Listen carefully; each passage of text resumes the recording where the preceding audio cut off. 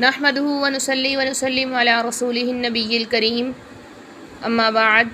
سبق شروع کرنے سے پہلے گزارش ہے کہ اپنے موبائل کی اسکرین کو فل کر لیجئے۔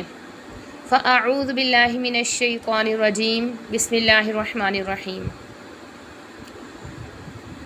جیسا کہ گزشتہ پارہ میں انبیاء کی تبلیغ اور ان کی اقوام کی اپنے انبیاء کی تکذیب کا بیان چل رہا تھا، یہاں پر شعیب علیہ السلام اور ان کی قوم کا بیان ہے۔ شعیب علیہ السلام نے اپنی قوم سے کہا تھا کہ ایک جماعت تم میں سے ایمان لے آئے اور دوسری جو ہے وہ ایمان نہ لائے، تو تم جمے رہنا، رکے رہنا اس یہاں تک کہ اللہ تعالیٰ تمہارے درمیان فیصلہ فرما دے۔ تو ان کی قوم کے متکبر سرداروں نے جواب دیا کہ اے شعیب، ہم آپ کو اور جو آپ کے ساتھ ماننے والے ہیں ہم ان کو اپنے علاقے سے نکال دیں گے، یعنی آپ کو جلا وطن کر دیں گے، یا آپ ایسا کریں کہ ہمارے مذہب میں واپس لوٹ آئیں، یعنی اپنا وہی ہمارے والا مذہب ہی آپ اختیار کر لیجئے۔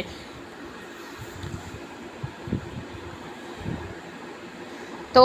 شعیب علیہ السلام نے کہا کہ ایسا ہونا ممکن نہیں ہے، اللہ رب العزت نے مجھے رسول بنا کر بھیجا ہے، لہٰذا میرے لائق یہ نہیں ہے کہ میں تم لوگوں کے مذہب کو اختیار کروں، اور اللہ رب العزت کو ہر چیز کا علم ہے، ہم اللہ تعالیٰ پر بھروسہ کرتے ہیں جو کہ ہمارے اور تمہارے درمیان فیصلہ فرمانے والا ہے۔ اور اس نے ایک سرداروں نے یہ بھی کہا کہ اگر شعیب علیہ السلام کی ہم اتباع کر لیں گے تو ہم تو بہت نقصان اٹھانے والے بن جائیں گے۔ ان کی اس ہٹ درمی اور نافرمانی کی وجہ سے اللہ تعالیٰ نے ان پر زلزلے کا عذاب بھیجا۔ جن لوگوں نے شعیب علیہ السلام کو جھٹلایا تھا ان کو ان کا مال گھر کوئی چیز کام نہیں آیا، جھٹلانے والے نقصان اٹھانے والے تھے۔ تو اس وقت جب ان پر زلزلہ آیا تو حضرت شعیب علیہ السلام ان کے پاس سے چلے گئے اور فرمایا کہ اے قوم، میں تمہیں اللہ تعالیٰ اپنے رب کے جو پیغامات ہیں پہنچا چکا ہوں، میں تمہارے لیے بہت خیر خواہی کر چکا ہوں، لیکن کس قدر افسوس ہے کہ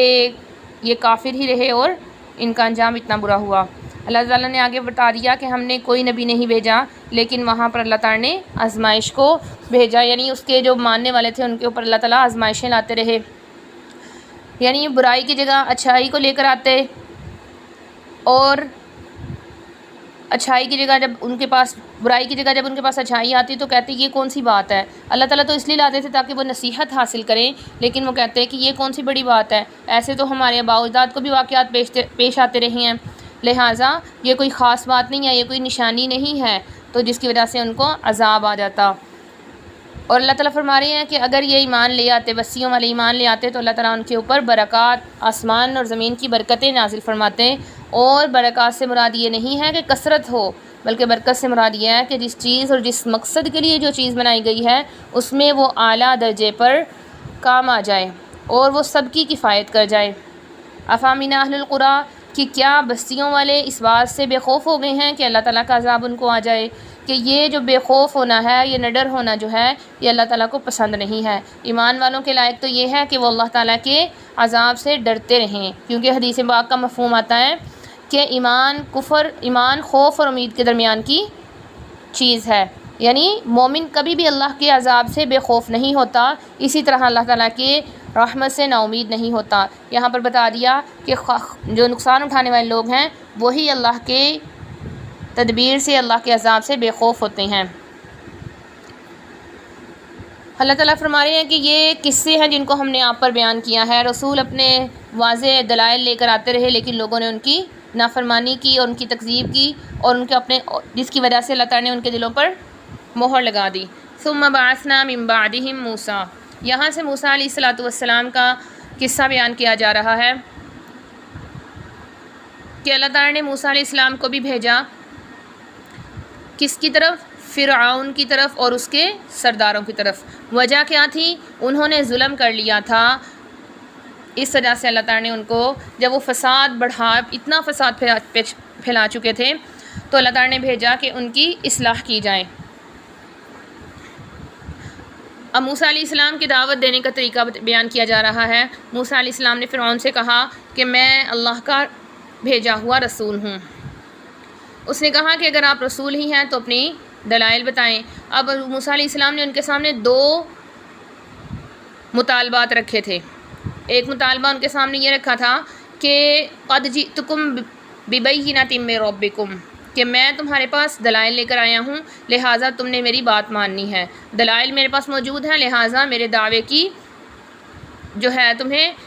دعوے کا اقرار کرنا پڑے گا اور بات کو ماننا پڑے گا۔ فَأَرْسِلْ مَعِيَ بنی اسرائیل، اور دوسرا ان کا مطالبہ یہ تھا کہ بنی اسرائیل کو غلام نہ بنایا جائے اور ان کو آزاد چھوڑ دیا جائے۔ قَالَ إِن كُنتَ جِئْتَ بِآيَةٍ، تو فرعون نے کہا کہ دکھائیے معجزہ، تو انہوں نے اپنے معجزے دکھائے کہ ایک تو جو ان کی لاٹھی تھی وہ سانپ بن جاتی تھی، اور دوسرا ان کا ہاتھ جو تھا وہ بہت زیادہ روشن اور چمکدار ہو جاتا تھا۔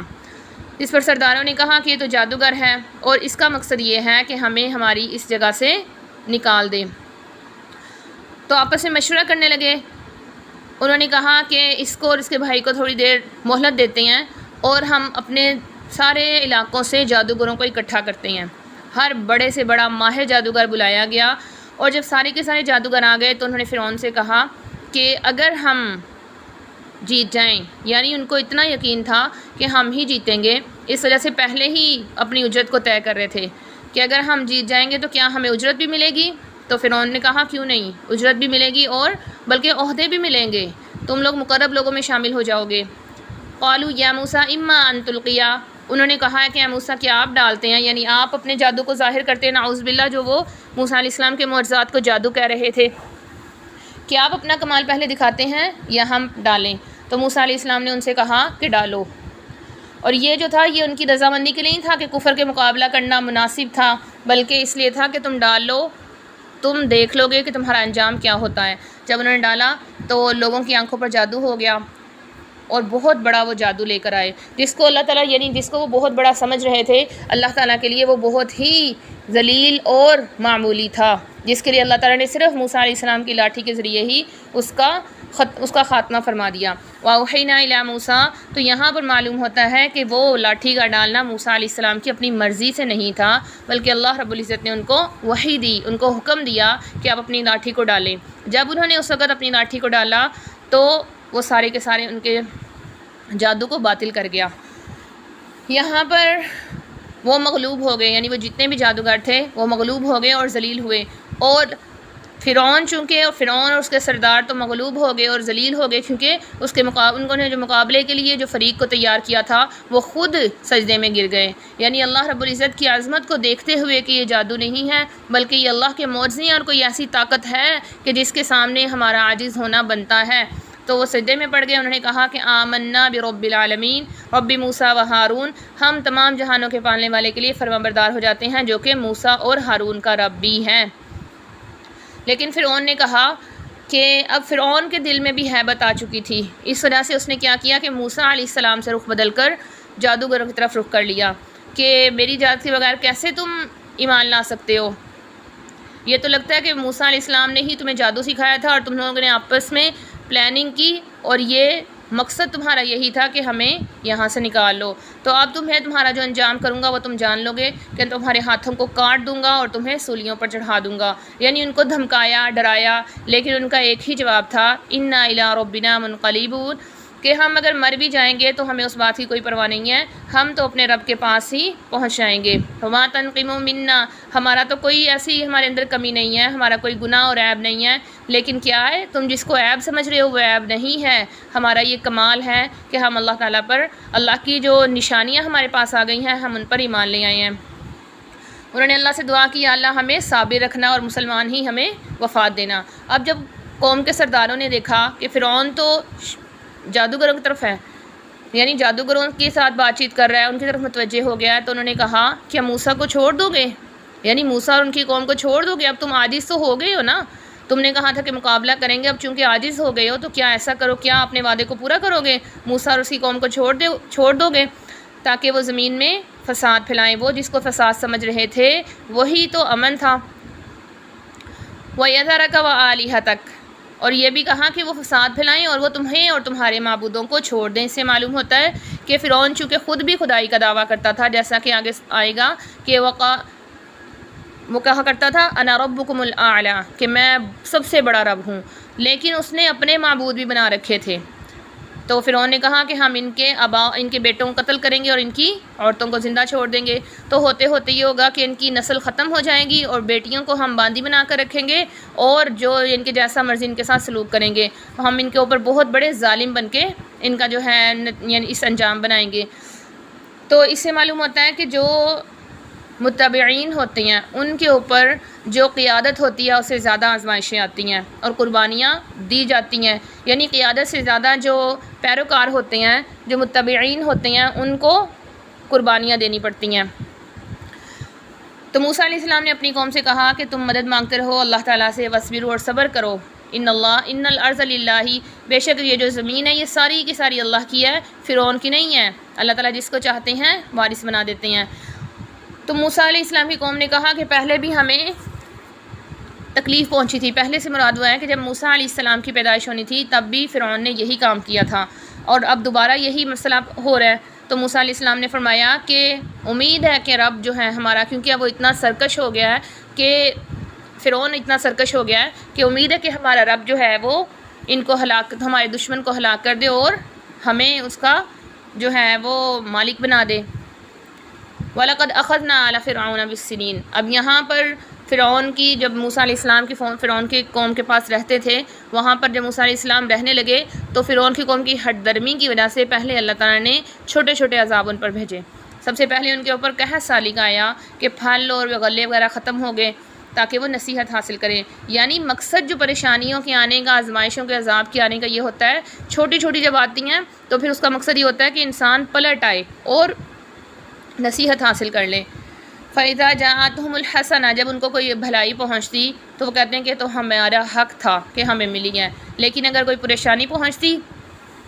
تکلیف پہنچتی تو کہتے ہیں کہ موسیٰ علیہ السلام جو ہمارے ساتھ رہتے ہیں تو ان کی نحوست ہونی تھی۔ تو اللہ تعالیٰ فرما رہے ہیں کہ جن کی یہ نحوست سمجھ رہے ہیں نا، ان کی کوئی نحوست نہیں ہے، لیکن ان کے جو برے اعمال ہیں ان کو اللہ تعالیٰ خوب جانتے ہیں۔ فَأَرْسَلْنَا عَلَيْهِمُ الطُّوفَانَ، آگے دوسرے ان کا عذاب کا بیان ہے، آتا ہے کہ ہفتے کے روز ان پر عذاب آتا اور اگلے ہفتے چلا جاتا، اور 3 ہفتے جو ہے درمیان میں ان کو مہلت دی جاتی تذکیر کے لیے، نصیحت حاصل کرنے کے لیے، لیکن اگر یہ باز نہ آتے تو پھر دوسرا عذاب آ جاتا۔ ان کے اوپر طوفان آیا کہ پانی جو ہے ان کے گھروں میں، کھیتوں میں، ہر چیز میں داخل ہو گیا، اور تعجب کی بات یہ تھی کہ ان کے ساتھ ساتھ ہی بنی اسرائیل کے گھر تھے، ان کے گھروں میں پانی داخل نہیں ہوتا تھا، ان لوگوں کو عذاب نہیں آتا تھا۔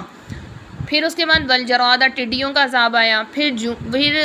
دیمک کا عذاب آیا کہ ہر چیز کو دیمک نے چٹ کر لیا، پھر مینڈکوں کا عذاب آیا کہ ہر چیز میں مینڈک ہی مینڈک، یعنی اتنا جراد، ایسے ٹڈیاں اور یہ دیمک اور مینڈک ایسے آتے تھے کہ وہ انسان جب لیٹا ہوتا تو اس کے اوپر چڑھ جاتے تو کروٹ لینا دشوار ہو جاتا۔ اسی طرح جب وہ پانی پیتے یا کھانا کھاتے یا برتن، ہر چیز کے اندر یہ چیزیں آ جاتی، والدما، اور پھر خون کا عذاب آیا۔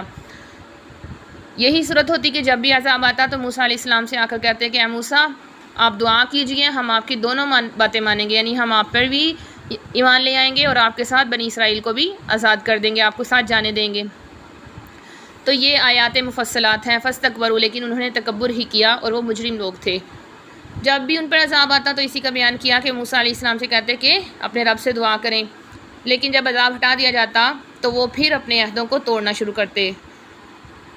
پھر آخر کار یہ چھوٹے چھوٹے عذاب ان پر لائے گئے تاکہ وہ نصیحت حاصل کر لیں، تاکہ وہ اللہ تعالیٰ کی طرف اطاعت کرنے والے بن جائیں، لیکن جب انہوں نے نہیں مانا، فانتقمنا منہم فاغرقناہم فی الیم، تو اللہ تعالیٰ نے ان کو سمندر میں غرق کر دیا اور ان کا انجام بد سب پہ ظاہر کر دیا۔ وَأَوْرَثْنَا الْقَوْمَ الَّذِينَ كَانُوا، اور اللہ تعالیٰ فرما رہے ہیں کہ بنی اسرائیل کو جو بہت کمزور قوم سمجھی جاتی تھی، جو غلام تھے، ان کو اللہ تعالیٰ نے وارث بنا دیا۔ وَجَاوَزْنَا بِبَنِي اسرائیل، یہاں سے بنی اسرائیل کا پہلا جو تھا وہ موسیٰ علیہ السلام کی فرعون سے بات چیت تھی اور جادوگروں سے جو مقابلہ تھا وہ تھا، اور اس کے بعد فرعون کی قوم کے ساتھ جو عذابات آئے ان کا تذکرہ تھا۔ یہاں سے دوسرا حصہ شروع ہوتا ہے کہ موسیٰ علیہ السلام نے جب اللہ تعالیٰ نے فرعون کو ختم کر دیا، فرعون سے ان کو نجات مل گئی قوم بنی اسرائیل کو، تو موسیٰ علیہ السلام جب ان کو لے کر سمندر کو پار کر کے دوسری طرف نکلے تو یہاں سے وہ والا قصہ بیان کیا جا رہا ہے۔ فَأَتَوْا عَلَىٰ قَوْمٍ يَعْكُفُونَ، کہ وہ ایسی قوم پر آئے جو کہ بت پرست تھے۔ اب انہوں نے کہا اے موسیٰ اجعل لنا، ہم بھی ایسے ہی معبود بنانا چاہتے ہیں۔ تو موسیٰ علیہ السلام نے کہا کہ یہ کام جو ہے یہ نقصان دہ ہے، یہ اس کام کا انجام بھی برا ہوگا، اور پھر دوسری بات فرمائی کہ کیا میں اللہ کے علاوہ کسی کو شریک ٹھہرا لوں؟ حالانکہ اللہ ہی نے تو ہمیں فضیلت دی ہے، اللہ ہی نے تو ہمیں ان حالات میں پہنچایا ہے کہ ہمیں فرعون کی مصیبت سے نجات عطا فرمائی ہے۔ وَإِذْ نَجَّيْنَاكُم مِّنْ آلِ فِرْعَوْنَ، اور جب اللہ تعالیٰ نے فرعون سے نجات دی جو کہ ہمیں اتنی تکلیفیں پہنچاتا تھا اور بہت بڑی آزمائش تھی، اس کا ساری کا تذکرہ کیا ہے کہ جب اللہ تعالیٰ نے ان سے نجات دے دی، یعنی یہ تین چیزیں بیان فرمائی کہ اللہ تعالیٰ نے تمہیں فرعون سے نجات دے دی ہے، لہٰذا تم دوبارہ کوئی ایسے عمل نہ کرو جس کی وجہ سے کچھ برا تمہارے ساتھ ہو۔ وَوَعَدْنَا مُوسَىٰ 30 لَيْلَةً، اللہ تعالیٰ نے موسیٰ علیہ السلام سے 30 راتوں کا وعدہ کیا کہ جب بنی اسرائیل نے کہا کہ فرعون سے نجات ہمیں مل گئی ہے تو ہمارے لیے کوئی احکامات ہونے چاہیے تاکہ ہم اطاعت کرنے والے بن جائیں، ہم اللہ تعالیٰ کی اطاعت کریں، اس لیے ہمیں احکامات دیں۔ تو موسیٰ علیہ السلام اللہ تعالیٰ سے ملاقات کے لیے کوہ طور پر گئے، لیکن اس سے پہلے انہوں نے 30 دن کا روزہ رکھا جس میں انہوں نے رات کو بھی افطار نہ کیا، اور 30 دن کا روزہ رکھنے کے بعد جب وہ جانے لگے تو اس وقت ان کی وہ کیفیت نہیں تھی جو اللہ کو مقصود تھی، اس لیے اللہ تعالیٰ نے مزید 10 دنوں کا اضافہ فرما دیا۔ اور لیلہ سے معلوم ہوتا ہے کہ اسلامی لحاظ سے دن جو ہے وہ رات کے حساب سے شمار ہوتے ہیں، کیونکہ چاند کے حساب سے مہینہ ہوتا ہے اور چاند ہمیشہ رات کو ہی ہوتا ہے طلوع۔ تو موسیٰ علیہ السلام اس طرح یہ 40 دن ہو گئے وقال، اور پھر یہ بھی آتا ہے کہ موسیٰ علیہ السلام جب 30 دن کا روزہ رکھا تو ان کو اپنے منہ سے کچھ بدبو محسوس ہوئی، انہوں نے مسواک کر لی جس کی وجہ سے وہ بدبو جاتی رہی، لیکن تو پھر اللہ تعالیٰ کو چونکہ وہ بدبو مطلوب تھی اس وجہ سے اللہ تعالیٰ نے 10 دن مزید روزہ رکھنے کا حکم دیا، اور اس کے بعد 40 دن موسیٰ علیہ السلام کوہ طور پر گئے۔ وقال موسیٰ لأخیہ، اپنے پیچھے جو ہے ہارون علیہ السلام کو اپنا خلیفہ بنا کر گئے تھے۔ ولما جاء موسیٰ لمیقاتنا، اللہ تعالیٰ فرما رہے ہیں کہ جب موسیٰ علیہ السلام ہماری ملاقات کے لیے آئے تو انہوں نے کہا کہ میں آپ کو دیکھنا چاہتا ہوں، جس پر اللہ تعالیٰ نے ان کے لیے تھوڑی سی تجلی فرمائی، لیکن وہ اس کو برداشت نہ کر سکے اور بے ہوش ہو گئے۔ تو اللہ تعالیٰ نے فرمایا کہ اب آپ اس بات سے راضی رہیں کہ آپ میرے رسول ہیں اور مجھ سے بات چیت کر لیتے ہیں، میری نشانیوں کا لیں اور شکر گزار بن جائیں اور ایسے مطالبے نہ کریں۔ اللہ تعالیٰ فرما رہے ہیں کہ میں نے جو تورات تھی اس میں ہر طرح کا جو ہے وہ حکم نازل کر دیا تھا، ہر چیز کی تفصیل بیان کر دی تھی، مکمل ضابطہ حیات اور نظام زندگی کا جو ہے حساب وہ سارا کا سارا تورات میں بتا دیا تھا۔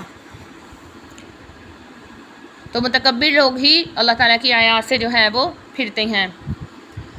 وَاتَّخَذَ قَوْمُ مُوسَىٰ، یہاں پر جب موسیٰ علیہ السلام 40 دنوں کے لیے گئے ہوئے تھے تو ان کی قوم نے ان کے بعد ایک بچھڑے کو معبود بنا لیا۔ وہ جو سامری تھا اس نے زیور اکٹھے منگوائے سب کے اور پھر اس کو ڈھال کے ایک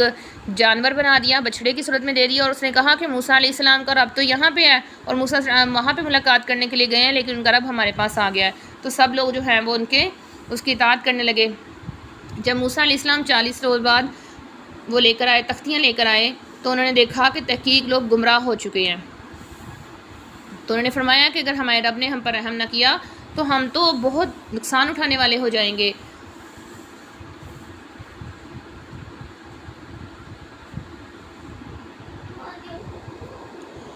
پھر موسیٰ علیہ السلام اپنی قوم کی طرف گئے اور انہوں نے کہا کہ میرے بعد تم نے بہت برے کام شروع کر لیے، کیا تم اتنے جلد بازی میں پڑ گئے تھے کہ اللہ تعالیٰ کے احکامات کے آنے کا انتظار بھی نہ کیا اور اپنے بھائی جو ہارون علیہ السلام تھے ان کو ان کے سر سے پکڑ لیا؟ تو آتا ہے کہ جب موسیٰ علیہ السلام جو تختیاں تھیں وہ الواح کے یہ جو ڈال دی تھی انہوں نے تختیاں، کیونکہ تورات ایک تختیوں کی صورت میں تھی، اس کے اندر احکامات لکھے ہوئے تھے، وہ اپنے بھائی کو پکڑنے کے لیے انہوں نے رکھی تھی۔ اور پھر فرمایا اے میرے بھائی، ہارون علیہ السلام نے فرمایا کہ اے میرے بھائی، یہ قوم جو ہے مجھے کمزور سمجھتی تھی اور مجھے قتل کرنے کے در پہ ہو گئی تھی، لہٰذا آپ مجھے تکلیف پہنچا کے دشمنوں کو خوش نہ کریں۔ موسیٰ علیہ السلام نے اللہ تعالیٰ سے بخشش کی دعا کی، پہلے انہوں نے اپنے لیے دعا کی کہ جب بھی ہم دعا کریں تو یہ قاعدہ سکھایا کہ خود کے لیے بھی دعا کرنی چاہیے، اور یہ بھی ہو سکتا ہے کہ جو تختیاں انہوں نے ڈال دی تھی اس کی وجہ سے کچھ تختیاں ٹوٹ گئی تھیں، تو اس وجہ سے موسیٰ علیہ السلام نے دعا اللہ تعالیٰ سے بخشش مانگی ہو، اور یہ بھی کہا کہ ہمیں اپنی رحمت میں داخل کر لیجئے، آپ بہت زیادہ مہربان ہیں۔ پھر ان کو یہ توبہ کا یہ حکم دیا گیا کہ وہ آپس میں قتال کرے۔ 70,000 لوگوں کے مرنے کے بعد اللہ تعالیٰ نے ان کی توبہ قبول فرما لی، اور یہ حکم دیا کہ جو لوگ رہ گئے ہیں وہ ان کی توبہ قبول ہو گئی ہے، اور جو قتل ہوئے ہیں وہ شہید ہیں۔ ولما سکت، جب موسیٰ علیہ السلام سے غصہ ختم ہو گیا تو انہوں نے وہ تختیاں لی اور اس کے اندر جو ہدایات تھی وہ اپنی قوم کو بتائی۔ واختار موسیٰ قومہ 70 رجلا لمیقاتنا، جب موسیٰ علیہ السلام نے ان کو احکامات سنائے تو ان کے قوم کے لوگ کہنے لگے کہ یہ ہمیں کیا پتہ کہ یہ موسیٰ علیہ السلام نے، یہ اللہ تعالیٰ نے دی ہے، یا موسیٰ علیہ السلام جو 40 دن رہے ہیں ہو سکتا ہے تھی وہ بنا رہے ہوں اور خود سے بنا کر لے آئے ہیں۔ تو پھر موسیٰ علیہ السلام ان 70 لوگوں کو لے کر کوہ طور پر آئے اور وہاں پر اللہ تعالیٰ کی آواز سنائی دی، تو انہوں نے کہا کہ ہمیں کیا پتہ کہ موسیٰ علیہ السلام ایسا نہ ہو کہ اللہ تعالیٰ نہ بول رہے ہوں بلکہ موسیٰ علیہ السلام ہی دوسری طرف سے جا کے آواز نکال رہے ہوں۔ تو وہاں پر اللہ تعالیٰ نے ان کے اوپر جو ہے ایک زلزلہ بھیجا اور فرمایا، پھر موسیٰ علیہ السلام نے اللہ سے معافی مانگی کہ اللہ آپ چاہیں تو ہمیں ہلاک کر سکتے ہیں، لیکن چونکہ یہ لوگ میرے ساتھ آئے ہیں تو اب یہ کہیں گے، لوگ کہیں گے کہ موسیٰ علیہ السلام چونکہ جھوٹے تھے اس وجہ سے ان 70 لوگوں کو لے جا کر قتل کر دیا، تو اللہ تعالیٰ نے ان کو دوبارہ سے زندہ کر دیا تھا۔ آگے بتا دیا الذین یتبعون الرسول النبی الامی، کہ آپ صلی اللہ علیہ وسلم جو ہیں وہ نبی ہیں اور امی ہیں۔ یہاں پر امی بتانے کا مقصد یہ بھی ہے کہ کسی بھی واقعے کی اتنی جو ہزاروں سال پہلے جو واقعہ ہو چکا ہے تو اس واقعے کی اتنی تفصیل بیان کرنا کہ کیسے شعیب علیہ السلام کی قوم کو انہوں نے دعوت دی، ہود علیہ السلام نے دعوت دی، صالح علیہ السلام نے دعوت دی، نوح علیہ السلام نے دعوت دی، لوط علیہ السلام نے دعوت دی، ان تمام انبیاء نے موسیٰ علیہ السلام نے دعوت دی، تو اور اسی اتنی تفصیل بتانا کہ کیسے موسیٰ علیہ السلام نے فرعون سے کیا بات کی، جادوگروں سے کیسے مقابلہ ہوا، ایک نبی جو کہ پڑھنا لکھنا بھی نہیں جانتا وہ جو یہ باتیں بتاتا ہے تو یقیناً اس کے پاس وحی آتی ہے، تو اس لیے آپ صلی اللہ علیہ وسلم کو نبی مان لینا چاہیے۔ آگے یہاں قل یا ایھا الناس انی رسول اللہ الیکم جمیعا الذی، تو آپ صلی اللہ علیہ وسلم کو فرمایا گیا کہ آپ تمام لوگوں کی طرف جمیعاً تمام لوگوں کی طرف رسول بنا کر بھیجے گئے ہیں۔ کس کی طرف سے؟ اللہ کی طرف سے، جس کے پاس ساری زمین آسمان کی بادشاہت ہے۔ اور موسیٰ علیہ السلام کی قوم میں سے بھی بعض لوگ ایسے تھے جو حق کی اتباع کرتے تھے اور بعد میں وہ مسلمان بھی ہو گئے۔ پھر اللہ تعالیٰ نے جو حق کی اتباع کرنے والے تھے جب تو ان کو اللہ تعالیٰ نے 12 قبیلوں میں تقسیم کر دیا تھا، ان کے کھانے پینے کے آگے ان کے جو انعامات ہیں ان کو تذکرہ کیا گیا کہ ان کو من و سلوہ دیا، اور اسی طرح 12 چشمے اللہ تعالیٰ نے جاری کر دیے، اور اریحہ بستی میں داخل ہونے کے لیے ان کو کہا گیا کہ اریحہ بستی میں جائیں، وہاں پہ ان کے لیے اللہ تعالیٰ نے ہر طرح کی نعمت کو رکھا ہے، لیکن انہوں نے پھر بھی جو ہے ویسے ہی اپنے برے اعمال جاری رکھے۔ وَأَسْأَلْهُمْ عَنِ الْقَرْيَةِ الَّتِي، یہاں پر اصحاب سبت کا ذکر ہے کہ جنہوں نے ہفتے کے دن میں زیادتی کی تھی، کہ انہوں نے بھی جب اللہ کی اطاعت نہ کی، اس میں 3 طبقے ہو گئے تھے۔ ایک طبقہ وہ تھا جو کہ منع کرتا تھا کہ ہفتے کے دن شکار نہ کرو، اور دوسرا طبقہ وہ تھا جو کہ دوسرے وہ جو تھے جو کہتے تھے کہ یہ کرتے ہیں تو کرتے رہیں، ہمیں ان سے کوئی لینا دینا نہیں، اور تیسرے وہ لوگ تھے جو کہ شکار کیا کرتے تھے۔ تو اللہ تعالیٰ فرما رہے ہیں وَإِذْ قَالَتْ أُمَّةٌ مِّنْهُمْ لِمَ تَعِظُونَ قَوْمًا اللَّهُ مُهْلِكُهُمْ أَوْ مُعَذِّبَهُمْ عَذَابًا شَدِيدًا، یعنی ان میں سے ایک جماعت یوں کہا کرتی تھی کہ اب چونکہ یہ اللہ کی نافرمانی کرنے والے ہیں تو آپ ان کو کیوں نصیحت کرتے ہو، ان کو چھوڑ دو ان کے حال پہ۔ تو یہ دونوں طبقے جو ہیں جنہوں نے نصیحت نہیں کی اور جنہوں نے یہ برا فعل کیا، دونوں کو اللہ تعالیٰ نے بندر بنا دیا، اور جو نصیحت کیا کرتے تھے ان کو اللہ تعالیٰ نے نجات دے دی۔ فلما آتوا، یعنی جب اللہ تعالیٰ فرما رہے ہیں کہ جس کام سے منع کیا تھا وہ باز نہیں آئے تو ان کو بندر بنا دیا۔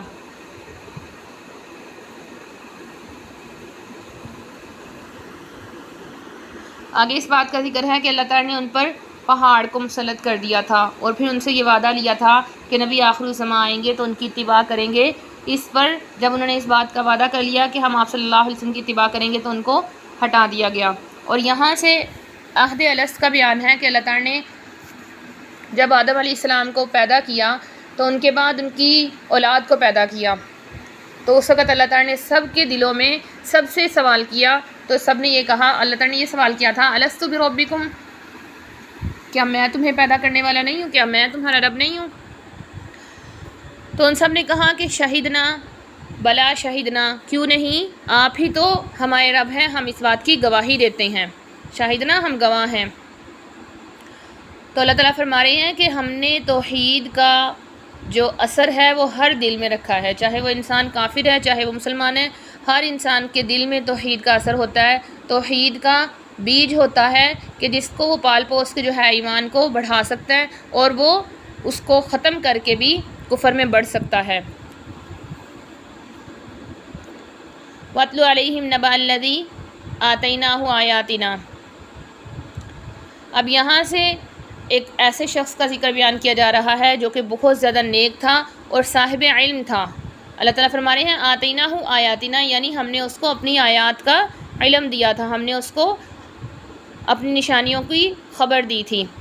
تو یہ انسان جو تھا بلعم باعور کا قصہ ہے کہ جس نے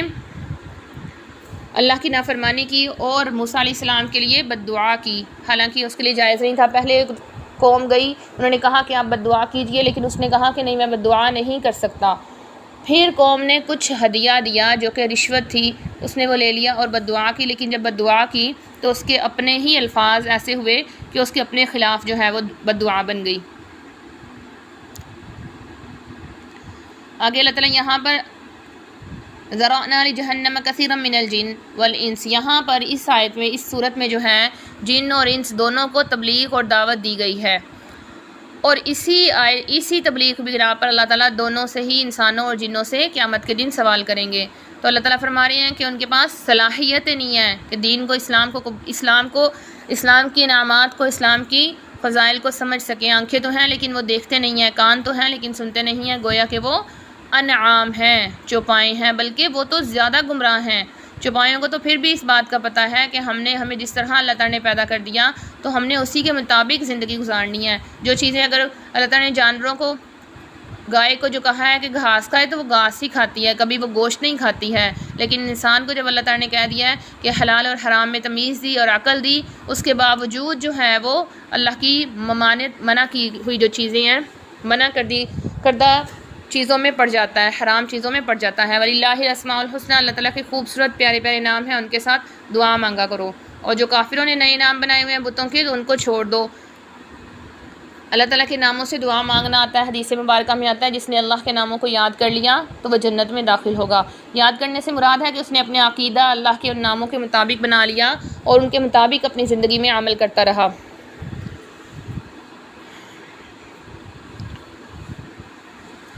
اولم یتفکروا ما بصاحبہم من جنہ، تو اللہ تعالیٰ فرما رہے ہیں کہ آپ صلی اللہ علیہ وسلم کو وہ کہا کرتے تھے کہ آپ مجنون ہیں، تو آپ صلی اللہ علیہ وسلم کے بارے میں اللہ پاک اس بات کی گواہی دیتے ہیں کہ آپ بالکل بھی مجنون نہیں ہیں۔ ان هو الا نذیر مبین، بلکہ آپ ڈرانے والے اور خوشخبری سنانے والے ہیں، صریح ڈرانے والے ہیں۔ وہ زمین آسمان میں غور نہیں کرتے، یعنی یہاں پہ اللہ تعالیٰ نشانیوں کو بتا کر یہی فرما رہے ہیں جس کو اللہ ہدایت دیتے وہی ہدایت یافتہ ہے۔ آگے پھر انہوں نے پوچھا کہ قیامت کب آئے گی، جس کا علم صرف اللہ تعالیٰ کو ہے۔ اللہ تعالیٰ فرما رہے ہیں کہ کیا تم نے، ایک آدمی آیا تو اس نے کہا کہ یا رسول اللہ آپ بتائیے کہ قیامت کب آئے گی، تو آپ صلی اللہ علیہ وسلم نے فرمایا کہ تم نے کیا تیار کیا ہے۔ اس آدمی نے کہا کہ یا رسول اللہ میں نے بہت زیادہ نمازیں اور روزے تو تیار نہیں کیے، لیکن میں آپ سے محبت کرتا ہوں۔ تو آپ صلی اللہ علیہ وسلم نے فرمایا کہ آدمی قیامت کے دن اس کے ساتھ ہوگا جس سے اس نے محبت کی۔ تو قیامت کو آنے کا یہ اس لیے کہا کرتے تھے کہ آپ صلی اللہ علیہ وسلم چونکہ بتاتے تھے کہ قیامت میں تمہارا حساب ہوگا، تو وہ کہتے تھے قیامت کب آئے گی تاکہ ہمیں پتہ چلے۔ تو اللہ تعالیٰ فرما رہے ہیں کہ اللہ تعالیٰ نے اس وقت کا کسی کو بھی نہیں بتایا، بلکہ وہ پوشیدہ ہے اور اکثر لوگ اس کو نہیں جانتے۔ پھر آپ نے فرما دیا کہ میں تو اپنے لیے بھی فائدے اور نقصان کا اختیار نہیں رکھتا، اگر میں غیب کو جانتا ہوتا، یعنی یہ غیب کے علم میں سے ہیں نا یہ چیزیں کہ قیامت کب آئے گی، تو میں تو بہت زیادہ خیر کو حاصل کر لیتا اور کبھی مجھے کوئی پریشانی نہ پہنچتی، جیسا کہ غزوہ احد میں پریشانی ہوئی، غزوہ خندق میں آپ صلی اللہ علیہ وسلم جو ہیں وہ خندق کھودنے کی اس میں یعنی کہ ایک مشقت میں پڑے، تو آپ صلی اللہ علیہ وسلم فرما رہے ہیں کہ میں تو صرف ڈرانے والا ہوں۔ اللہ تعالیٰ نے تمہیں ایک ہی جان سے بنایا ہے۔ یہاں پر اللہ تعالیٰ اس بات کی طرف متوجہ کر رہے ہیں کہ ہم جو اپنے اس بات پہ فخر کرتے ہیں کہ ہمارا فلاں خاندار، فلاں مالدار، فلاں ایسا، تو یہ اللہ تعالیٰ فرما رہے ہیں کہ ایک ہی جان سے بنایا، لہٰذا آپس میں جھگڑے وغیرہ نہیں کرنے چاہیے۔ وَإِن تَدْعُوهُمْ إِلَى الْهُدَىٰ، اور یہ بھی بتا دیا کہ ان کو اگر کافروں کو ہدایت کی طرف بلایا جاتا ہے جن کے دلوں پر مہر ہے، تو لا يَتَّبِعُوكُمْ، وہ اتباع نہیں کرتے۔ والذین تدعون من دونہ لا یستطیعون نصرہم ولا انفسہم ینصرون، یعنی اللہ تعالیٰ بتا رہے ہیں کہ جو جن بتوں کی اور اسی طرح جن بتوں کے علاوہ بھی جن چیزوں کی عبادت کرتے ہیں، ان دلائل کے ذریعے اللہ تعالیٰ معبودان باطلہ کی تردید فرما رہے ہیں کہ وہ کسی کی تو کیا خود کی مدد بھی نہیں کر سکتے۔ خذ العفو وامر بالعرف، یہاں پر آپ صلی اللہ علیہ وسلم سے یہ بیان کیا جا رہا ہے کہ دعوت و تبلیغ کیسے کرنی چاہیے، دعوت دینے کے اصول بیان کیے جا رہے ہیں۔ خود یعنی آپ اختیار کیجئے العفو، معاف کرنے کو، کہ دعوت میں کبھی بھی سختی سے کام نہیں لینا چاہیے۔ پہلے سے ذہن تیار رکھنا چاہیے کہ اگر اگلا بندہ میری بات نہیں سنتا یا ترش روی دکھاتا ہے تو اس کو معاف کر دیں۔ وَأَمِرْ بِالْعُرْفِ، اور نیک کاموں کا حکم دیجئے۔ وَأَعْرِضْ عَنِ الْجَاهِلِينَ، آپ کے ذمہ کیا ہے کہ پہلے اپنا انداز نرم رکھیے، اس کے بعد اچھی بات کا حکم دیجیے۔ اور تیسرے نمبر پہ کیا ہے کہ اگر وہ بے توجہی کرتے ہیں یا کچھ ایسا معاملہ کرتے ہیں جو آپ کو ناپسند ہے تو آپ ان سے اعراض کر لیں۔ اور یہ فرما دیا کہ اگر شیطان کچھ وسوسے ڈالے آپ کے دل میں تو فاستعذ باللہ، تو اعوذ باللہ پڑھ لیں۔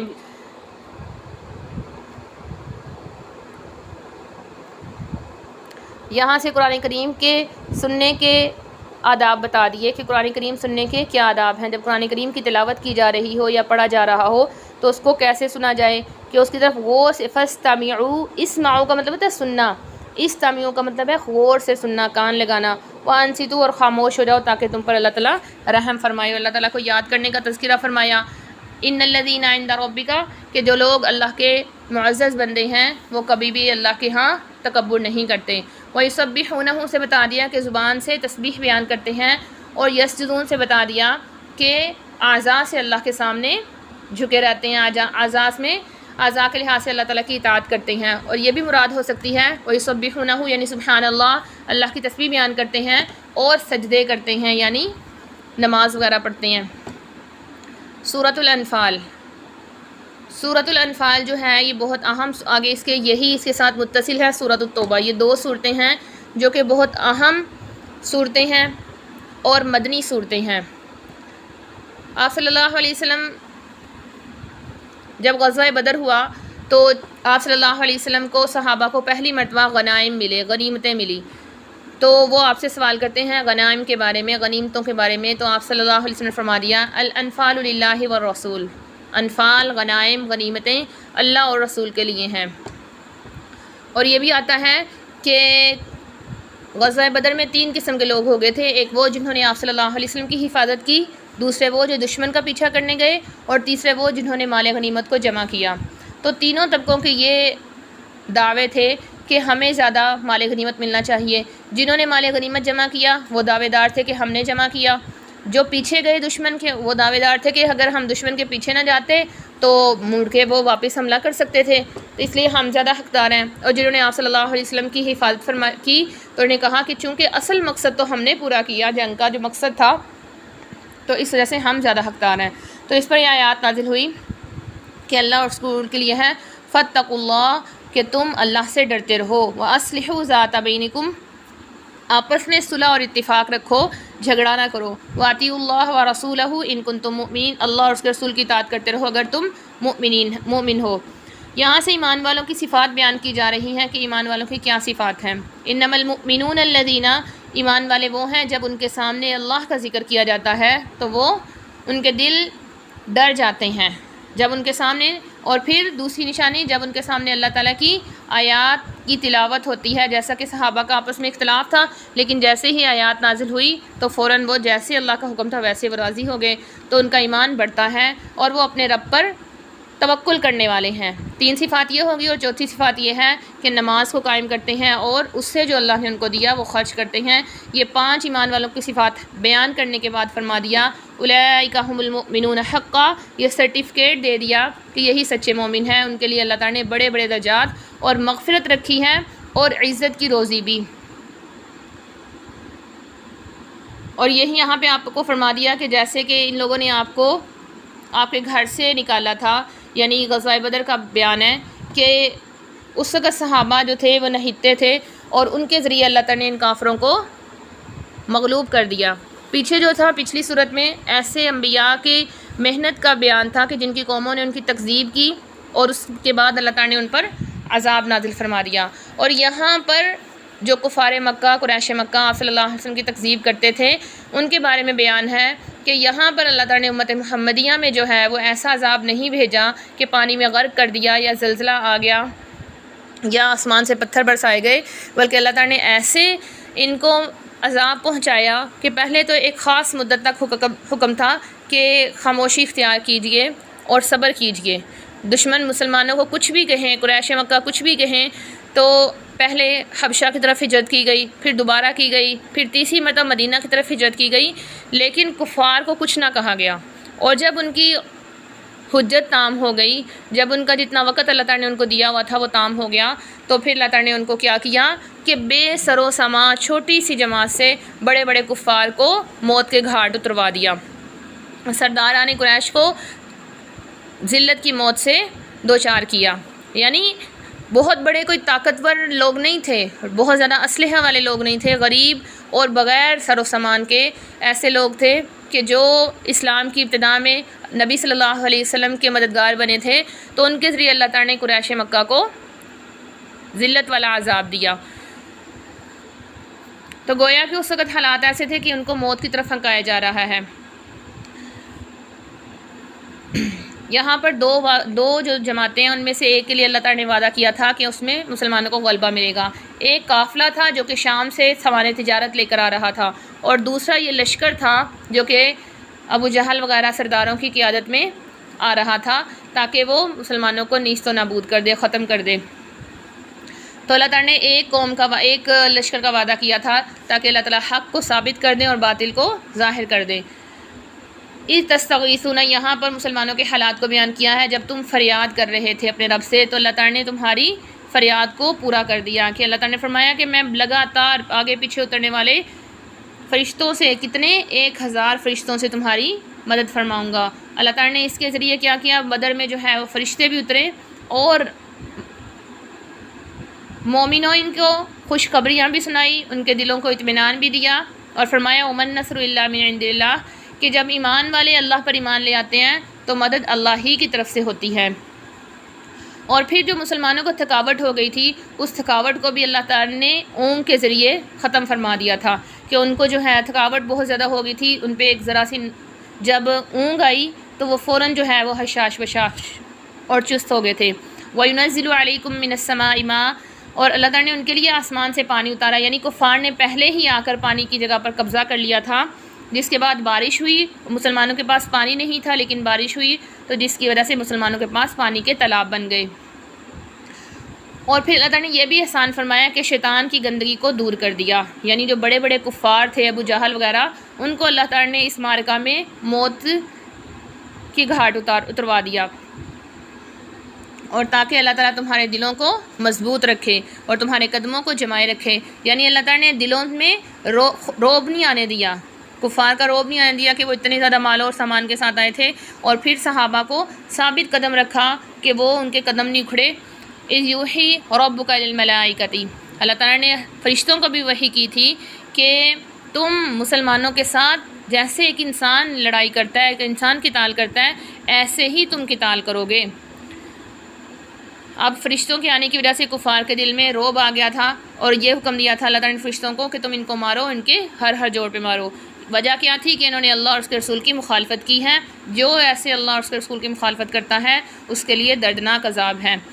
آگے فرما دیا، یہاں سے جنگ کے قوانین اور جنگ کے اصول بیان کر دیے کہ سب سے پہلا اصول یہ ہے کہ ایمان والو، جب تم کافروں سے ملو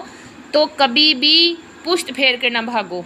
شہادت ملے گی تو اس کے بدلے میں آپ کو دنیا آخرت کی کامیابی مل جائے گی، لیکن ادھر سے پشت پھیر کر بھاگنا تمہارے لیے جائز نہیں۔ جو بھی پشت پھیر کر بھاگے گا، دو صورتیں ایسی ہیں کہ جس میں پشت پھیر کر بھاگنا جائز ہو سکتا ہے، الا متحرفا للقتال، جنگ کی کوئی چال ہو، یعنی جنگی چال کے طور پر پیچھے جائیں اور پھر واپس مڑ کے حملہ کر دیں، او متحیزا الی فئۃ، یا کوئی ایسی جماعت پیچھے جو ہو کہ اس کو لے کر دوبارہ سے حملہ کرنے کی نیت سے مڑے۔ تو یہ دو صورتیں ہیں جو کہ جائز ہیں جنگ سے واپس آنے کی، اس کے علاوہ جنگ سے آنا جائز نہیں ہے۔ جو کوئی لوٹے گا تو اللہ تعالیٰ کے غصے کے ساتھ لوٹے گا۔ تقتلوہم، اور پھر اللہ تعالیٰ نے یہ بھی بتا دیا کہ عاجزی اختیار کرو، اگر تم نے ان کو قتل کیا ہے تو یہ نہ کہو کہ ہم نے قتل کیا، بلکہ یہ کہو کہ اللہ تعالیٰ نے قتل کیا ہے۔ وما رمیت اذ رمیت ولکن اللہ رمی، اس میں آپ صلی اللہ علیہ وسلم کی جو ہجرت کے وقت میں آپ صلی اللہ علیہ وسلم جب نکلے تو کفار کے شیطان کے مشورے کے مطابق دارالندوہ میں سارے جو بڑے بڑے سردار تھے، ابو جہل اور عتبہ شیبہ وغیرہ، یہ اکٹھے ہوئے، انہوں نے کہا کہ ہم آپ صلی اللہ علیہ وسلم کی جو طاقت ہے وہ روز بروز بڑھتی جا رہی ہے، تو ہم ایسا کیا کریں کہ آپ کی طاقت ختم ہو جائے۔ تو ایک نے کہا کہ ایسا کرتے ہیں، ان کو ایک نا گھر میں بند کر دیتے ہیں، تو وہاں پر جب تک ان کی وفات نہیں ہوتی بند رہیں گے۔ تو شیطان بھی ایک نجدی آدمی کی شکل میں آیا اور اس نے کہا کہ مجھے معلوم ہوا ہے کہ تم کوئی بڑا اہم مشورہ کر رہے ہو، تو میں تمہاری مدد کے لیے آیا ہوں۔ تو شیطان نے کہا کہ نہیں ایسے نہیں کرو، ان کے جو ساتھی جو ہیں نا وہ تم پر حملہ کریں گے اور یہ اور زیادہ مضبوط ہو جائیں گے، ساری جگہ پر یہ بات پھیل جائے گی کہ تم نے محمد صلی اللہ علیہ وسلم کو قید میں رکھا ہے، تم ظالم مشہور ہو جاؤ گے۔ دوسرے نے کہا کہ پھر آپ صلی اللہ علیہ وسلم کو اپنے علاقے سے نکال دیتے ہیں، تو اس کو بھی شیطان نے منع کر دیا کہ یہ دوسری جگہ جا کر مضبوط ہو جائیں گے۔ شیطان نے یہ مشورہ دیا کہ سارے قبیلوں کے ایک نوجوان جو ہے وہ اکٹھے ہوں اور یکبارگی سے حملہ کریں، تاکہ کسی بھی ایک قبیلے سے، کیونکہ قریش جب نعوذ باللہ ان کے کسی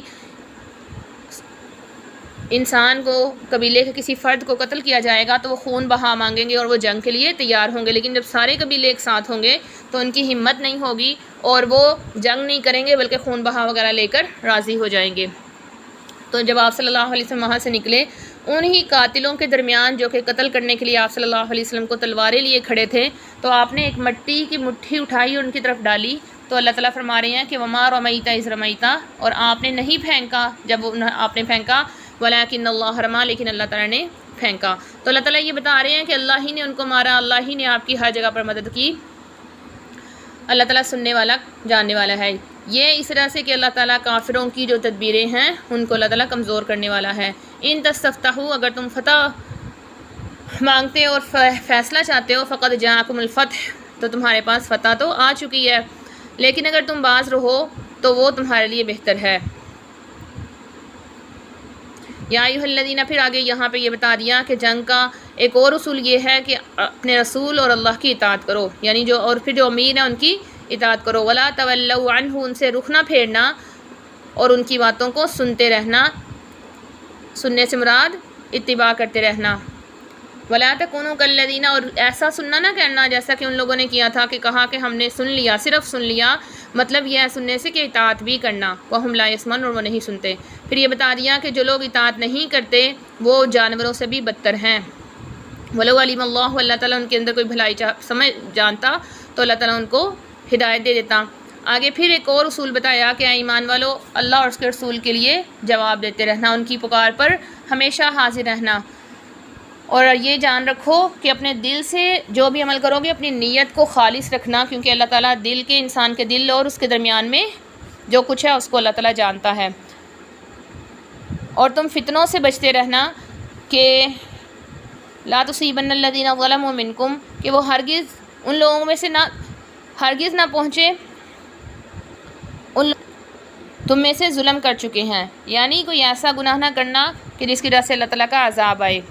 وَاذْكُرُوا إِذْ أَنْتُمْ قَلِيلًا، اللہ تعالیٰ فرما رہے ہیں کہ اللہ تعالیٰ نے کیسے تمہاری مدد فرمائی، تم تھوڑے تھے اور تم یہ خوف کرتے تھے کہ لوگ تمہیں لوٹ کھسوٹ جائیں گے، تمہیں اچک لیں گے، لیکن اللہ تعالیٰ نے تمہاری مدد فرمائی۔ آگے پھر ایک اور اصول بیان کر دیا کہ ایمان والوں، خیانت سے بچنا، اللہ اور اس کے رسول سے خیانت نہ کرنا، یعنی آپ صلی اللہ علیہ وسلم نے فرمایا خیانت سے مراد یہ بھی ہے کہ احکامات میں مکمل طور پہ اتباع کرنا، اور یہ بھی ہے کہ مال کے لحاظ سے خیانت نہ کرنا، کوئی چیز چپکے سے چھپا نہ لینا غنیمت وغیرہ میں سے، جیسا کہ آپ صلی اللہ علیہ وسلم کی حدیث آتی ہے کہ میں نہ دیکھوں کہ قیامت کے دن تم میں سے کوئی آئے اور وہ اپنے اوپر جو ہے وہ اونٹ کو اٹھائے ہوئے ہو تو میں اس کی سفارش نہیں کروں گا۔ اسی طرح کوئی کپڑا لے کر آئے جو اس نے خیانت میں رکھا ہو اور وہ مجھ سے سفارش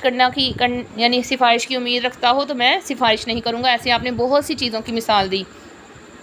اور جان لو کہ اللہ تعالیٰ کہ تمہارے مال اولاد یہ فتنہ ہیں اور اللہ تعالیٰ کے پاس بہت بڑا اجر ہے، یعنی دنیاوی مال، اور مقصد یہی ہوتا ہے کہ ہم اپنی نسل کو بڑھائیں گے، اپنی نسل کو دیں گے، تو اللہ تعالیٰ فرما رہے ہیں کہ تمہارے لیے بھی اور اولاد کے لیے بھی اللہ کے پاس بہت بڑا اجر ہے۔ آگے پھر یہ فرما دیا کہ اگر تم اللہ تعالیٰ سے، پھر یہ ایک اور اصول بیان کر دیا کہ اگر اللہ تعالیٰ سے ڈرتے رہو گے تو اللہ تعالیٰ نے تمہارے لیے فیصلہ کرنے والی چیز بیان کر دی ہے، یعنی اللہ کی مدد، اور اللہ تعالیٰ تمہارے گناہ، یعنی اللہ تعالیٰ جب تم اللہ تعالیٰ سے تقوی اختیار کرتے ہوئے ڈرتے رہو گے تو اللہ تعالیٰ تمہیں فتح دیں گے،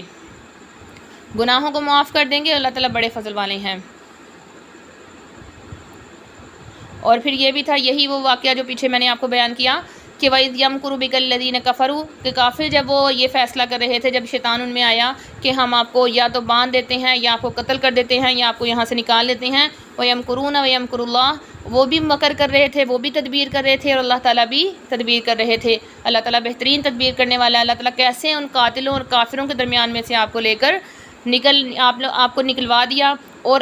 ہجرت کا سفر آپ کو پیش آیا۔ اذ قالوا اللہم ان کان ھذا ھو الحق، تو یہ فرما دیا کہ جب ان کے اوپر نشانیاں اللہ تعالیٰ کی آیات تلاوت کی جاتی ہیں تو وہ کہتے ہیں کہ ہم تو جانتے ہیں یہ جو ہے نا، یہ پرانے لوگوں کی کہانیاں ہیں،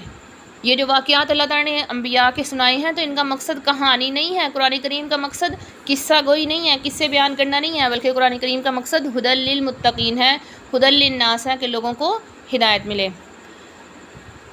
اور عزیز سامعات، وہ یہی ان کی بات اللہ تعالیٰ نے نقل کی ہے کہ اللہم ان کان ھو الحق، وہ یہ دعا کرتے تھے کہ اللہ اگر یہ واقعی سچا ہے نا تو ہمارے اوپر آسمان سے بارش برسا دیں پتھروں کی، اور یا ہمیں عذاب دے دیں۔ تو اللہ تعالیٰ فرما رہے ہیں کہ ان کے مطالبے میں پورے نہیں کرنے والا، وما کان اللہ، اللہ تعالیٰ نے یہ ممکن نہیں رکھا کہ میں ان کو عذاب دوں، وانت فیہم، کہ آپ صلی اللہ علیہ وسلم کو ان سے تکلیف ہوتی ہے، اور آپ کی ذات اتنی بابرکت ہے کہ آپ ابھی ان کے پاس دعوت دینے کے لیے موجود ہیں، ابھی حجت تام نہیں ہوئی۔ وما کان اللہ معذبہم، اور یہ فرما دیا کہ وہ اللہ تعالیٰ ان کو عذاب نہیں دیں گے، وہم یستغفرون، جب تک کہ وہ استغفار کرتے رہیں، یعنی استغفار اتنا بڑا عمل ہے کہ یہ انسان کو عذاب سے محفوظ رکھتا ہے۔ اور اللہ تعالیٰ فرما رہے ہیں کہ اللہ تعالیٰ ان کو کیوں نہ عذاب دیں گے، عذاب تو ان کو مل کر رہے گا کہ ان کے برے اعمال ہیں، عذاب کے بالکل مستحق ہیں، کیونکہ انہوں نے مسجد حرام سے لوگوں کو روکا، اور وما کانوا اولیاءہ، اللہ کے جو دوست ہیں وہ صرف وہی لوگ ہیں جو متقی ہیں، اور جو کافر لوگ تھے ان کی وما کان صلاتہم عند البیت، بیت اللہ کے پاس جو ہے وہ نمازیں کیسے پڑھتے تھے کہ سیٹیاں بجاتے تھے اور تالیاں بجاتے تھے، تو اس وجہ سے عذاب تو ان کو ضرور مل کر رہے گا، اور وہ عذاب جو ہے وہ غزوہ بدر میں ان کی موت کی صورت میں پیش آیا۔ ان الذین کفروا ينفقون اموالهم، آگے بتا دیا کہ کافر جو مال خرچ کرتے ہیں مقصد کس لیے ہوتا ہے، آتا ہے کہ کافر جو ہیں وہ بہت زیادہ مال لے کر، غزوہ بدر میں بہت زیادہ مال لے کر نکلے تھے کہ ہم اس کے ذریعے جو ہیں مسلمانوں کو تکلیف پہنچائیں گے۔ بدر کے موقع پر آتا ہے کہ جب حضرت جن لوگوں کو آپ صلی اللہ علیہ وسلم نے وہ بنایا تھا، قیدی بنایا تھا، تو ان کے پاس بہت زیادہ سونا اور چیزیں تھیں کہ جس کے ذریعہ وہ مسلمانوں کو ختم کرنا چاہتے تھے۔ اللہ تعالیٰ تو برائی سے اچھائی کو دور کر دیتے ہیں، اللہ تعالیٰ واضح فرق بیان کر دیتے ہیں اور کافروں کو جہنم میں ڈال دیتے ہیں۔ قل للذین کفروا، ابھی بھی ہے، ابھی بھی ان کو دعوت دی جا رہی ہے، اگر کفر سے باز آ جاؤ گے تو جتنے گناہ پہلے سے کر چکے ہو